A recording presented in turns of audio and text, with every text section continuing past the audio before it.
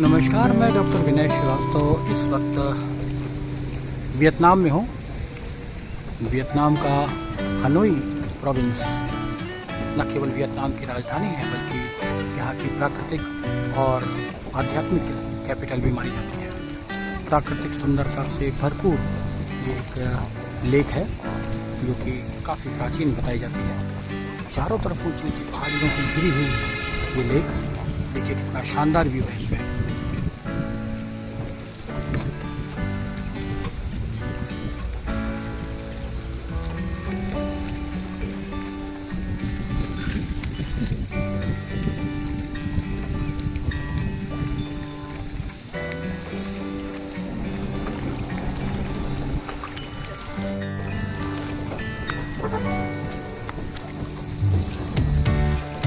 ये प्राकृतिक रूप से वियतनाम की पहाड़ियाँ सारी दुनिया में अपनी विलक्षण स्थापत्य कला और संरचना के कारण प्रसिद्ध है।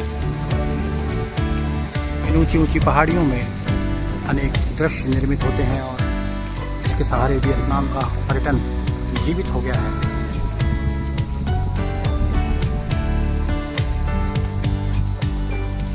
अभी हम लोग सिंगल बोट में सवार हैं। मैनुअल चप्पू के द्वारा ये बोट चलाई जा रही है और एक महिला इसको चला रही है। सबसे बड़ी बात है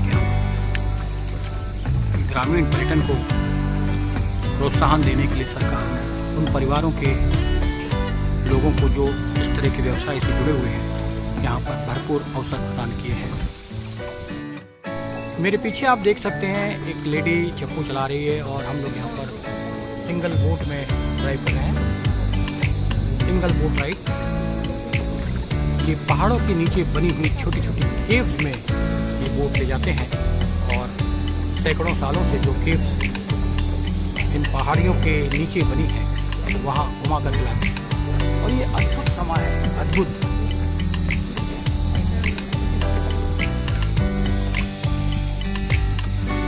ये बोट के पीछे की पहाड़ियाँ और चारों तरफ से घने वन,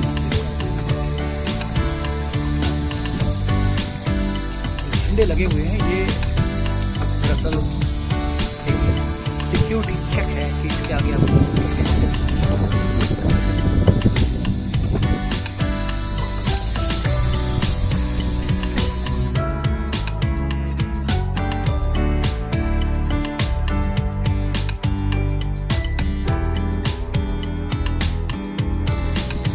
जैसे जैसे बोट आगे बढ़ रही है पहाड़ियाँ और भी सघन और घनी दिखाई पड़ रही है।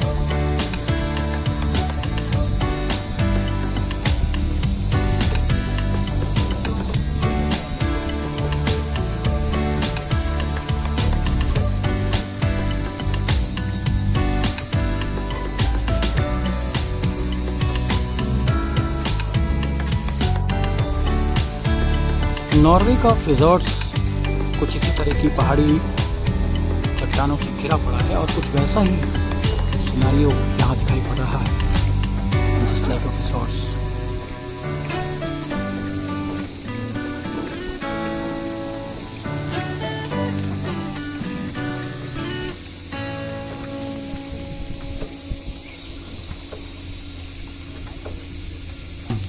और ये सामने वाली पहाड़ी के नीचे बनी हुई केव्स के अंदर ये बोट जाती हैं।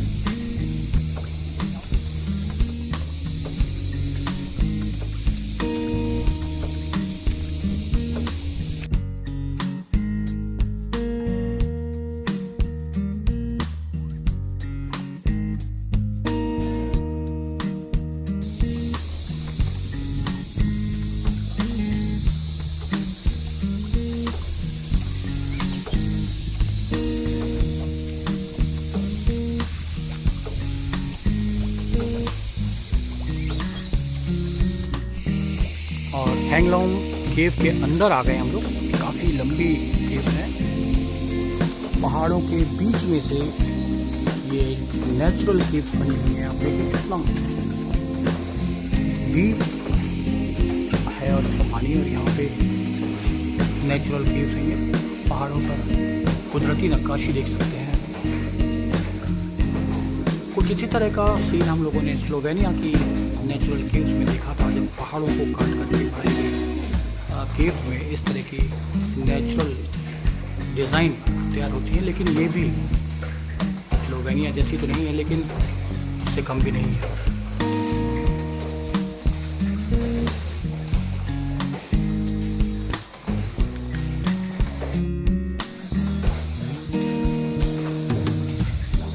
और इस पूरी केव को हम लोगों ने बहुत सफलतापूर्वक पार कर लिया है।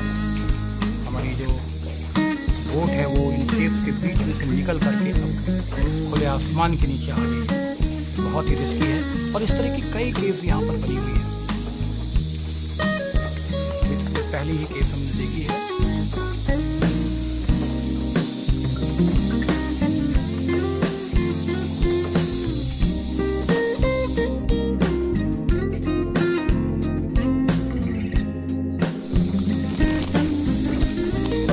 पहाड़ों की तलहटी में बनी हुई इन केव्स के नज़दीक छोटे छोटे गार्डन्स भी बने हुए हैं और यहाँ पर मेमोरियल मॉन्यूमेंट भी है।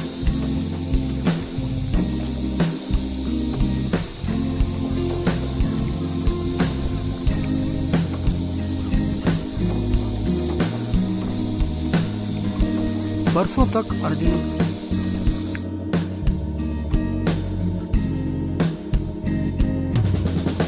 बरसों तक ये पहाड़ वियतनाम के अदृश्य भाग में छुपे रहे और दुनिया को इनका पता नहीं चला।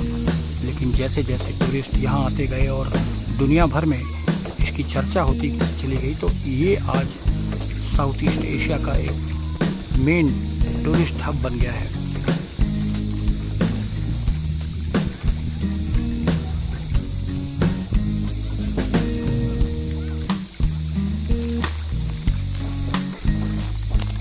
ये एक रेस्टिंग पॉइंट है जहाँ पर एक टेंपल बना हुआ है और कुछ मॉन्यूमेंट्स हैं।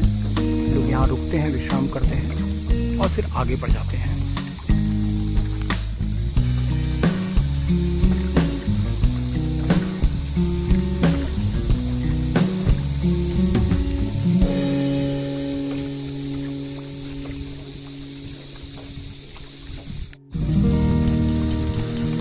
विहंगम दृश्यावलियों का ये बहुत ही महत्वपूर्ण केंद्र है वियतनाम हनोई के पास।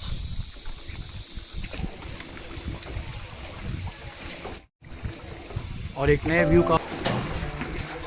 और मेरे कई आर्कियोलॉजिस्ट मित्र हैं, वो अक्सर ऐसी पहाड़ी चट्टानों पर, पहाड़ी गुफाओं पर निरंतर रिसर्च कर रहे हैं अलग अलग क्षेत्रों में। और इन चट्टानों में रॉक आर्ट्स भी बने हुए हैं। हालांकि यहाँ अभी रॉक आर्ट्स जैसी कोई स्थान दिखाई नहीं पड़ा, लेकिन ये जो आर्ट है ये भी आर्कियोलॉजिकल पॉइंट ऑफ व्यू से बहुत ही महत्वपूर्ण। एक और व्यू दिखाई पड़ रहा है सामने से, देखिए आप। पहाड़ों की अलग अलग आकृतियाँ इस स्थान को एक नया स्वरूप प्रदान करती हैं और उन्हीं पहाड़ों के बीच में से अलग अलग गुफाएं।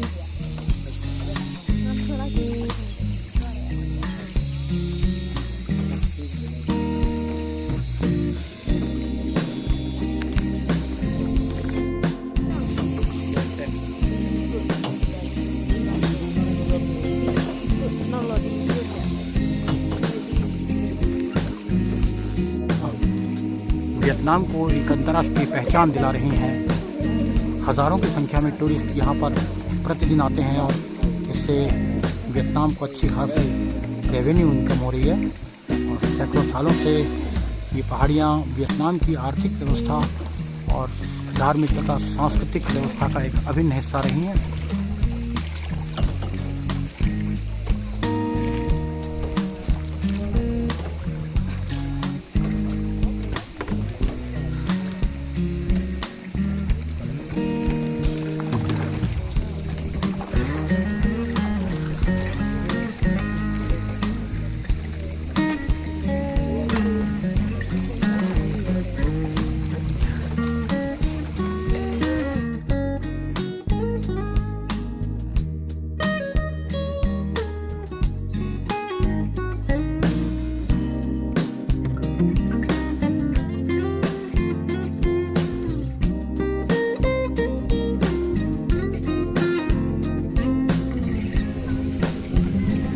ये वियतनामी कैप आशा जी ने लगाई हुई है और यहाँ की ट्रेडिशनल कैप है ये। और इस प्रकार की विशिष्ट प्रकार की जनजातियों में ये लगाई जाती है।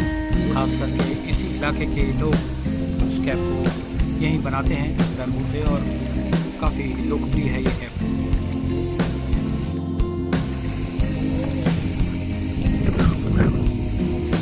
ये वियतनामी टोपी पहन करके नाव में सवारी का एक अलग ही आनंद है। वियतनामी कैप पूरे सर को प्रोटेक्शन देती है धूप और बारिश से बचाती है। कभी वियतनाम आए तो इस तरह की ट्रेडिशनल कैप ज़रूर पहने, खरीदें और उसमें अपना फ़ोटो तो खिंचा ही सकते हैं, जैसे मैंने किया। वियतनाम की करेंसी बहुत सस्ती है और छोटी से छोटी चीज़ भी हज़ारों रुपए में मिलती है। मिनरल वाटर की 300 ml की बोतल यहाँ 65,000 वियतनामी डोंग में मिले हैं। आप सोच सकते हैं कि कितनी महंगाई है यहाँ पर, लेकिन कीमतें उसी हिसाब से महंगी भी हैं और करेंसी भी बहुत सस्ती है। तो पहली बार देखा कि इंडियन करेंसी की वैल्यू है यहाँ पर।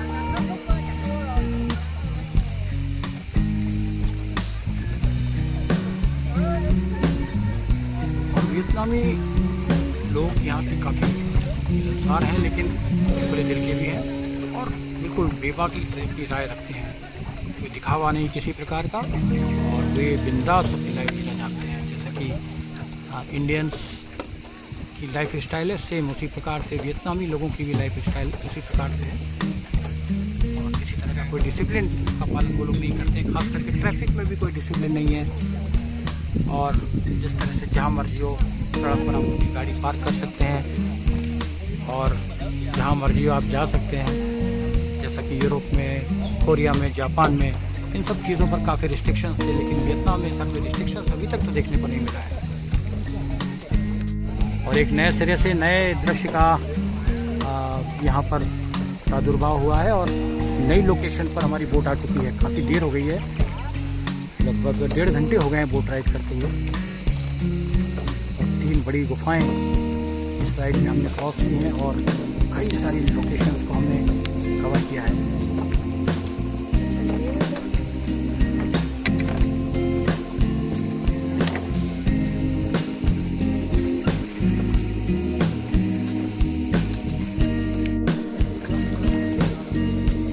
एक नए डेस्टिनेशन पर आ गए हम लोग। चारों तरफ अलग तरह का व्यू दिखाई पड़ रहा है और इससे बहुत छोटे छोटे हब बने हुए हैं पूरे वियतनाम के चारों ओर, हनोई के चारों ओर। अगर आप इसे ड्रोन शॉट में देखें तो हज़ारों की संख्या में ये पहाड़ियाँ हैं, हज़ारों की संख्या में, और कई वर्ग किलोमीटर में ये फैली हुई हैं।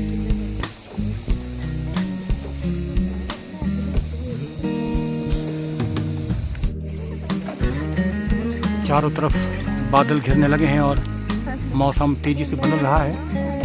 कई जगह पानी की बूंदें, कई जगह तेज बारिश दिखाई पड़ रही है। वियतनाम का मौसम 25-26 डिग्री सेल्सियस से लगा करके 27-28 डिग्री सेल्सियस के बीच पे नॉर्मल रहता है। गर्मी बढ़ने पर ये 30-32 डिग्री तक पहुंचता है और कम होने पर ये 17-18 डिग्री तक जाता है। कुल मिलाकर खुशगवार मौसम रहता है। टूरिज्म की दृष्टि से ये बहुत ही बढ़िया मौसम है, न ज़्यादा गर्मी और न ज़्यादा सर्दी।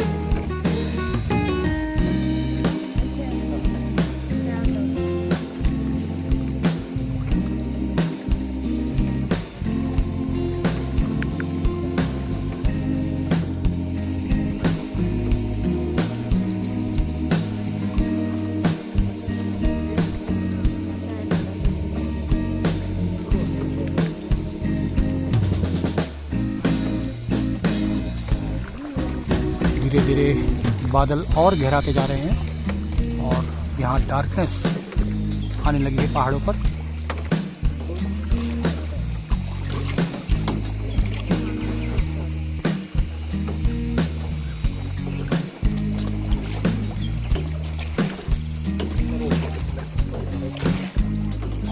पहाड़ों की गोद में बसे हुए इस खूबसूरत व्यू में नाव चलाने वालों की जीविका केवल पर्यटन है और पर्यटन से ही उनका जीवन चलता है। ये काफ़ी मेहनत करते हैं नाव चलाने वाले। आज यहाँ जितनी भी नावें चल रही हैं उसमें अधिकांश नावें महिलाओं के द्वारा चलाई जा रही हैं और ये काफ़ी मेहनत का काम है। इन ऊंचे पहाड़ों के बीच में यूँ तो अनेक गुफाएं हैं, लेकिन कुछ महत्वपूर्ण गुफाओं को चिन्हित किया गया है और इसी प्रकार की एक और केव यहाँ पे सामने दिखाई पड़ रही है। और एक इस तरफ देखें आप,